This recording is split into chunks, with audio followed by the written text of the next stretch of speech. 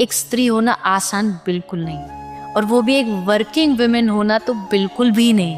आप उस लड़की की दिनचर्या सोच के देखो जो पहले रोटी बना करके फिर रोटी कमाने जाती।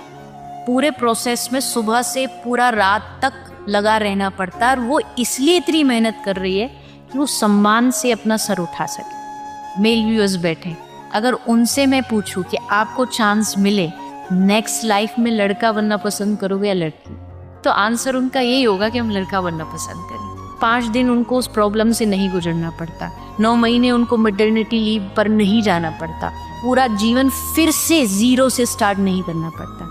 पर एक नारी करती, एक महिला करती है, और उसके करने का एटलीस्ट कुछ भी नहीं, अगर घर वाले थोड़ा रिस्पेक्ट भी कर लेते हैं ना, तो उसको दिल से लगता है चल मैं इतनी जो मेहनत कर रही हूँ, इन्होंने कह दिया अरे तू थक के आई है, तू पूरा काम करके आई, बस इतना काफ़ी है उसे।